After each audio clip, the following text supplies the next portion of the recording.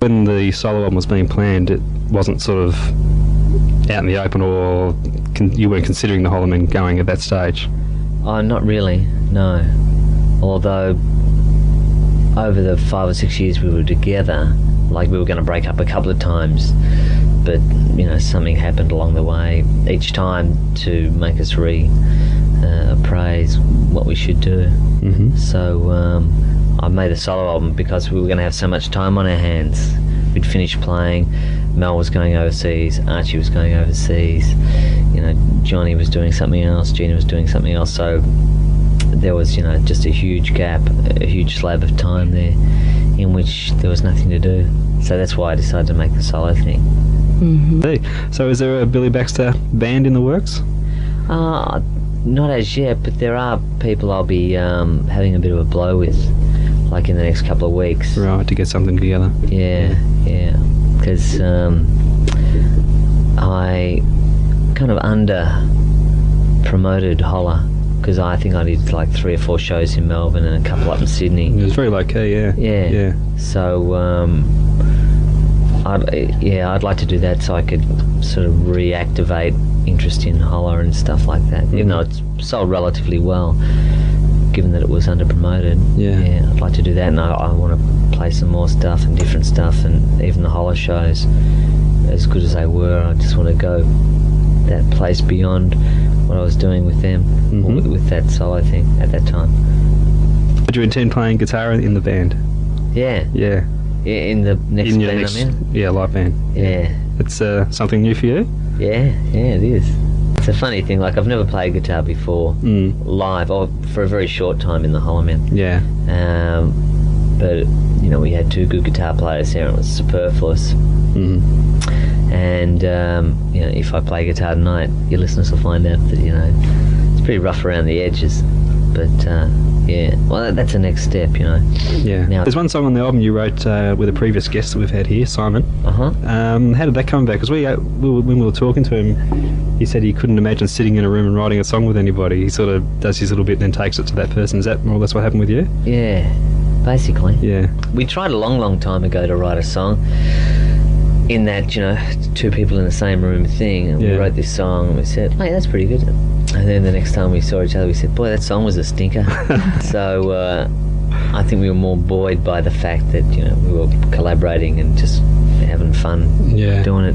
But I said, Simon, come up with some, some chords for me, or, if you've got any ideas, let me know. And he rang me up and said, look, I got some stuff here you could be interested in. And he brought it over, and I sat on it for a long time. It was really good. I was enjoying, working on that piece, but nothing was really happening. I was trying to put lyrics to it and work out an arrangement, and it was really crummy. So I rang Simon up and said, oh yeah, I finished that song, come over and listen to it. He said, oh yeah, I'll be there in half an hour. So then I put down the phone and wrote the lyrics, because I needed that pressure to work under.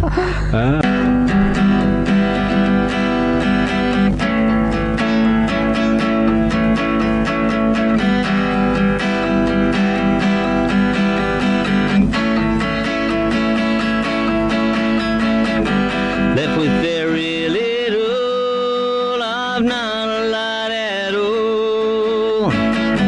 Kamikaze poltergeist, throw shadows on the wall. Fed by hate, weed out cake, we torn ourselves on pride. Belly bloated bulls and bursts, we've nowhere left to hide. Haunted and uncertain, we make sleeping dogs take flight. Bleeding gasoline, our demon dreams burn through the night. Broken concentration, landscape littered with the lies. Spirit of all good intent, content with second prize. We raise a toast to every ghost of every grace we make, and smash the empty words we slid into God's fireplace. Haunted and uncertain, we make sleeping dogs take flight. Bleeding gasoline, now demon dreams burn through the night. Haunted and uncertain, we make sleeping dogs take flight. Bleeding gasoline, now demon dreams burn through the night. Through the night, all through the night, all through the night, all through the night, all through the night.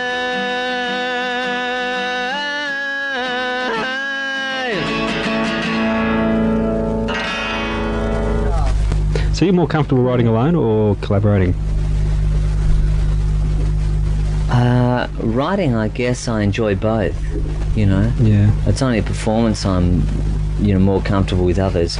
Writing, I can write any which way, like with people, with a bunch of people, I can write the lyrics, I write the music.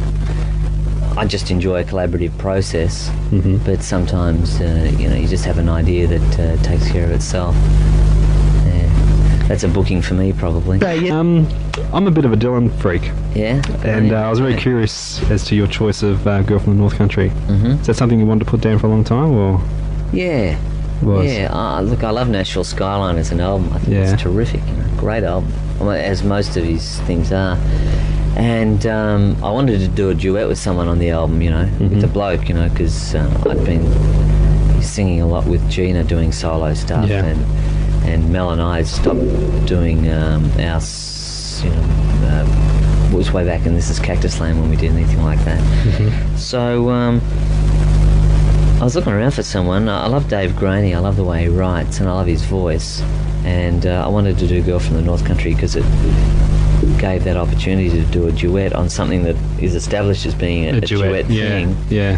And their version was so raggedy ass that I figured that like the spirit of it was great. Yeah. But I figured if we could just polish that a little without glossing it up too much. So I got Dave Graney and his group to come in and we put that down one night. Out of all the songs, I think that one took us the longest to do. Yeah. I guess because we recorded it live, so and Dave and I hadn't sung before. Yeah. And he's very idiosyncratic, so it's not exactly the performance I envisaged, but I think it is more than I'd hoped for. Especially Rod Haywood's guitar work on the acoustic guitar in there is terrific. Songs on the album written originally for the Hollowmen? Yeah. They were? Yeah. The song See Me for Dust I'd originally written like for Gina to sing in the Hollowmen, which she did, for a while there. And we also did Round and Round live, just like as an encore song, and all the rest of the material was like new stuff written specifically for that. For the solo album. Yeah. And I wish I had a bit more time to write stuff, really, because I look at that album now and it's an okay statement of, a guy in a band wanting to do a solo record and doing it, but it probably is just a little too, it's not really cogent, like as, a piece of work. I think the next record I do will be a lot more, would be less eclectic, would it be not thematic or anything like that, but just it would stand better as a piece of work, The video to promote some stuff on this album, and the Hollowmen didn't do any, did they, from memory? Not the last lineup. We did the first lineup did a video, and the middle lineup did a video, but nothing for so long. Nothing for so long. No. Any reason, or just pure financial? Purely financial. Yeah. I mean, we owed so much dosh just on the album itself, and we really had to, pay that back as we'd borrowed it from friends and, people's fathers and stuff like that. But so therefore, to get a film clip done would have been another $2,000, and we didn't have it.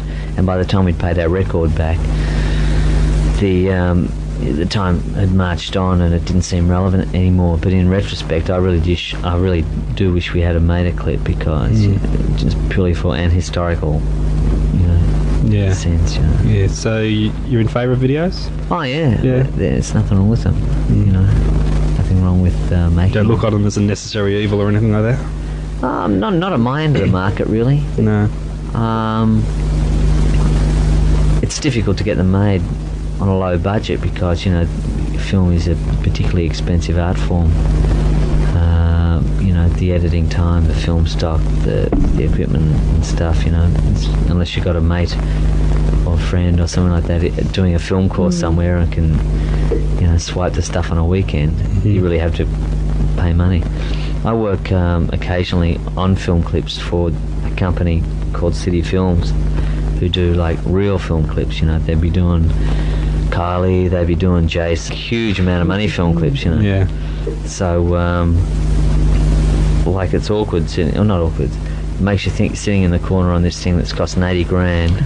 Here's someone poncing around over here, and for 80 grand I could make 1,000 albums, really. So it's disproportionate amount of money. But I'm an indie performer, basically. I'm not. On the early EPs, you wrote a lot with Mel. That sort of tapered off a bit on the later albums. Yeah, basically did. Any reason? Yeah, a couple of reasons. I guess the primary one is that artistically we were going different paths. Yeah. And also, when we first got together, we were both, Mel wasn't working full time then, so his commitments became increasingly work orientated. Then he got married, then he bought a house, which is all fine and stuff like that, but there wasn't the situation arising where you could goof off for a day and have a few drinks and come up with some material. So our partnership dissipated toward the end. Did we co-write anything? Yeah, we did Human Wreck on So Long. On So Long, yeah. And I think that was the last co-writing thing we did. Before the Hollowmen broke up, we were working on some other material. Yeah. A couple of which, are pretty good still. Yeah. There was some good stuff the Hollowmen didn't get to record. They finished, or they're still sort of unfinished? Unfinished, yeah. Likely to be finished? I think Mel's going to finish them off, yeah, and whether he releases them under his name or whatever, I'm not too sure, or just we'll have a record of them. But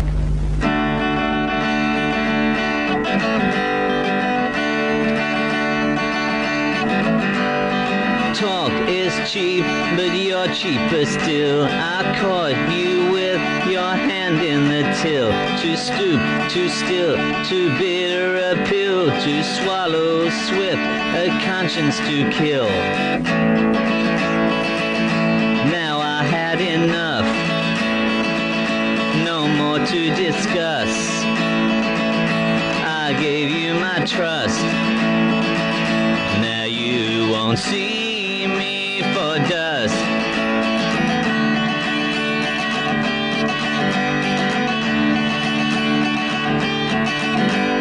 I just ingest, you press for a win. The blows you throw, I take on the chin and hide my hurt behind a fake grin that trembles and turns to tears from within. Now I had enough, no more to discuss. I gave you my trust, now you won't see for dust, see me for dust. You made your bed, now you'll have to lie beside your pride, all trussed up and tied, seeking sympathy, justify the how, the what, the when, the unwise, the wounds of time will heal as it flies. My memory mocked beneath the disguise that hid the heart that not even I could pick, could pump cold blood and defy the gift of grace you thought you could buy. side. Now I had enough. I gave you my trust. No more to discuss. Now you won't see me for dust. See me for dust. See me for dust. See me for dust.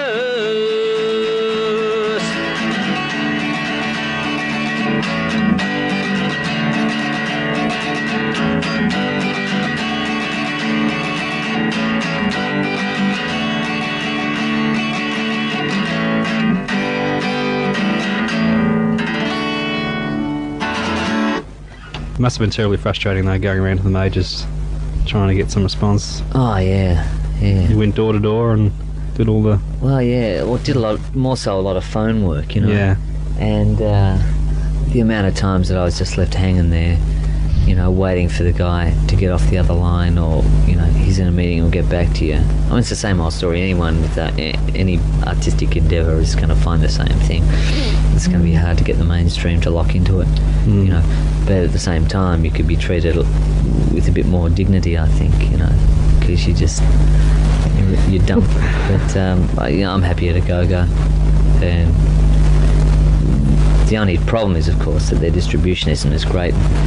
And we all do this because we want a larger audience. And, you know, your audience, your ceiling is only so much. Did you try to sell Hollow to a major, or did you have thoughts of it? No, I just went straight to a go-go. I was so peeved with the experience of so long. I just said to Bruce and Greta at a go-go, look, I'm going to do a solo thing. Do you want to put it out? And they said, yeah. Do you want any money? I said, yeah. Well, you can. Wouldn't mind. But so they advanced me money against royalties. They didn't actually give it to me, but they made it available for me. So, you know, they're very supportive. You produced most of the Hollowmen stuff yourselves. Yeah. Was that a conscious thing you wanted to do, or did you ever think about bringing in an outsider? Well, no one works as cheap as me and Mel. You know. That was one thing. Yeah. And also, I think we were bankrupt of confidence and thought that no one would want to produce us, so we won't ask anyone. And so after doing the first thing, which was Blue Trains and Gravel Lanes ourselves, and then doing basically a two-hander on This Is Cactus Land, we kind of figured, well, there's no real point, you know, to look for people to produce us, because we basically knew what we wanted to do. And Broken Stuff was a big disappointment. That's the only time we sort of went adrift, I think. That LP, which was the first for a go-go. Well, as a record, you were disappointed with it? Very much so. Yeah? Yeah, I don't think we did a good production job of that at all. So that's why So Long was so good, I think, because we were really conscious of the fact that, you know, we had to, you know, pull up our socks a bit. And a big difference was we hired a really excellent engineer, you know. Right. And he pulled a lot of good sounds for us, and we could concentrate on the job in hand of making the song sound as good as they could. Whereas on Broken Stuff, we were engineering it ourselves, and, you know, we were having not such a great time as a band at that time, you know. Was there more money behind So Long as well as previous? A bit more. Yeah. But I guess it was a couple of years later, and you know, not much more if you had made it back, you know, a couple of years earlier. I can't think of the phrase I'm looking for in relation to the cost. You know, So Long cost about $7,000, and I think Broken Stuff cost about $4,000. But if we had made So Long back when we made Broken Stuff, it might have cost $4,000 too. You know, costs are rising. Cost rises. Yeah. All that jazz. Yeah. So when you finished So Long, did you sort of sit back at it and say, well, this has got to be the one? Well, we were pretty confident. We knew we'd made a good record, and all the songs were good. It sat together nicely, and there were some good performances there, great sounds. So yeah, we were confident that something good might come of it.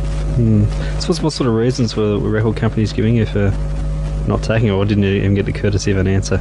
A couple didn't answer. Most of the others said along the lines of, well, one said, "Oh no, we're not interested in indie bands." Another one said that, "Look, we really like it. We love it. We love your record. Yeah. But we can't market it. Market schmarket." Yeah. You know what I mean? That's what it all comes down to these days, isn't it? Yeah. So, which is a shame because, and I guess a shame that the Hollowmen broke up or were inactive pretty much since December 1990. Because just after that, there was a wave of people who were doing stuff like us, the Falling Joys, the Clouds, Yeah. the Club Hoy. Yeah. A bunch of this stuff was happening, and we were And getting noticed too. Yeah. Yeah. Bad timing. Bad timing indeed. Yeah. I mean, these were groups who, like 6 months before that, we were, either supporting or they were supporting us. Yeah. So we were all in the same boat. But it was just that. You get to see the Hollowmen one last time on film, coming up soon, I believe. Well, nearly all the Hollowmen. Nearly. You'll have to blink and you'll miss them, and B, It's pretty brief, is it? Yeah, and I'm wearing a wig, and the other guys are wearing 60s haircuts and stuff. It's in the movie Spotwood. Yeah. I think that starts pretty I soon. saw a big billboard for it the other day. Yeah. Oh, really? Yeah, huge. Oh, cool. So must be soon. Yeah. How did that happen? Gee, it was about 2 years ago that we did that now. Yeah. I think, or at least 18 months. I used to work at Crawford's with the guy. He was a continuity boy, and I was in the transport department. And he kicked on, and became a director and stuff. And I still keep in contact with him. And he rang me up when he was doing this and said, "I got a part for this really bad cabaret band, a 60s sort of cabaret band." I said, "Oh yeah, we'll do that." Like we had to, like if you go and see the films, we do House of the Rising Sun and what's the other thing, Edelweiss. Oh, really? And like really bad because we're supposed to be a bad band. So it's harder to play really bad than it is really well. Deliberately play bad. Deliberately play bad. Yeah. Because you go to deliberately play bad and you all seem to play the deliberately bad stuff at the same time, so you're in perfect sync and stuff. But it's that was good fun. Yeah. As I was saying to you before before we started, I was really sorry I missed the farewell gig. You want to tell us how it went? It was a big night, I believe. Yeah, it was a great night. It was a really good way to go out. We'd had the date booked, it was the 22nd of November. We'd had it booked for a while, and we realised that we should break up, and we've got this date booked, so we'll make that the last one. So it was at the club, and we had a full house, which was good, and we were on stage for just under 3 hours. Yeah, it didn't seem that long, but we wanted to play as much stuff as we could. Go out with a bang. Yeah, and over 5 or 6 years, we'd had a lot of material, and not funnily enough, but people related to the early stuff just as well as the later stuff, and we did a bunch of covers and people like those, so we wanted to play as much as we could. So we played. Any guests drop in? No. So it wasn't a last waltz type situation? No. We were thinking about doing that, but then we kind of thought, oh no, we'll just keep it small. I mean, Jen Anderson was playing with us at the time from the Black Sorrows, and she'd been playing with us for about a year when she could. So we just wanted to keep it intimate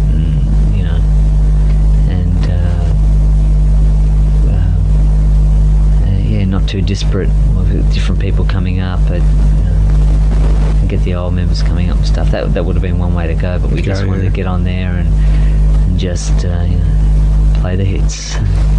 What are you doing now? I can't speak for Gina because I don't know. Malcolm's working at the ABC. His plans are pretty domestic at the minute, but as I said, he's got these songs that he wants to record at some stage. Archie and John, our rhythm section, I played with last night actually. Oh, right. Because I'm producing a record for this young group called Pale Blue Eyes, 2 members of which played on my solo album. And we go into the recording studio next Monday to make an EP for them, and they're a 3-piece, 2 guitars, violin, a boy and 2 girls, and they needed a rhythm section, so I got Johnny and Arch, and so we had a rehearsal last night, which was cool. Oh, good. Because these kids, Dave and Liz from the Pale Blue Eyes, they're like real young. They're only about 19 or something like that. Come from Doncaster, and they used to come and see the Hollowmen. Yeah. And one day I'd known them from that, because as soon as they could get into pubs, they were at every show. And they used to be watching everything. Like Dave would be watching Mel, watching his fingers and stuff like that. Taking notes. Yeah, really, he did too. Yeah. He's got this folder at home with these. And one day they said, look, we write songs too, you know, we're kind of a little bit shy. Can we come down to your house and play them for you? So I said, oh yeah, sure. And I wasn't expecting great things, you know, because they were so young and kind of, I don't know. I wasn't expecting to be knocked over, but they came to my house and pulled out these like rinky-tink little nylon string guitars, and as soon as they sang and played, you know, I was slain. They were really terrific. They're terrific songs, very mature songs, well played, you know, terrific melodies. Great. And they got a slab of them, you know. And since then they picked up a violin player, and she's terrific too. So yeah, that's really good fun. Make a note of that one. I already have. Do you want to talk about your radio time? Mm-hmm. You want to sort of give us a brief history of where you were and what you did? Yeah, I was at Triple R for a long time, about 8 years or something.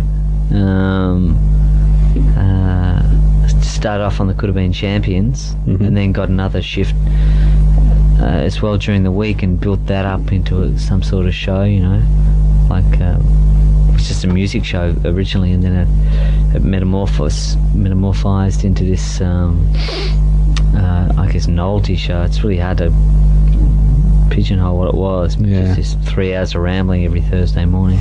Yeah. Yeah. And I did some stuff on 3LO, a Sunday night show there called Sunday Night Live, which was a youth-orientated show. Issues and current affairs and music and stuff. So that was good. But they pulled the rug out from under me there because of funding. Like, you know, so they just went regional after that. Just something from Adelaide that just went around, because this was just a Melbourne thing on 3LO, so that was good. And like did some like character voices for the Could Have Been Champions, and until about a year ago did some stuff on their Sunday night show on LI, and that's about it, I think. That's my radio career. That's your radio. Aspirations to sort of take it commercially, or you were just happy where you were? No, I was happy where I was. So this is a thing that happens to me all the time in my life, you know. I was approached several times to go on commercial radio. I'm always getting these offers, these really good offers, but they never follow through, you know. They ring up and say, oh look, you know, we really love your show, we want you, we're trying to find something we want you to do something, you know, we'd like you to do something. So, oh yeah, great. And then you never hear back from them again, you know. And if you ring them back and say, oh, remember you asked me, you know, you feel like an idiot, so you don't do it. But, you know, I think these people are, you know, thinking, I know what they think. But do you still have ambitions after so long in the game? Oh, yeah. Yeah, I guess... apart from playing guitar. Yeah. Realistically, you've got to look at it in the light that you can only go on for so long being a cult hero, you know, or appealing to 2,000 people, you know, that sort of thing. Yeah. So this is like an unusual situation for me to be in, because now I'm going solo. It's like restarting a career after being in bands as such. So I have to do that thing, and I don't know, maybe I'll give myself till I'm 40. I mean, it's ridiculous to put a time frame on things, but maybe I will get to the point where if I haven't found success and you know, I'm sick of having to scrape together money, and Thank you very much for your time and for coming out here in the sticks. enjoyed it, and thanks for having me.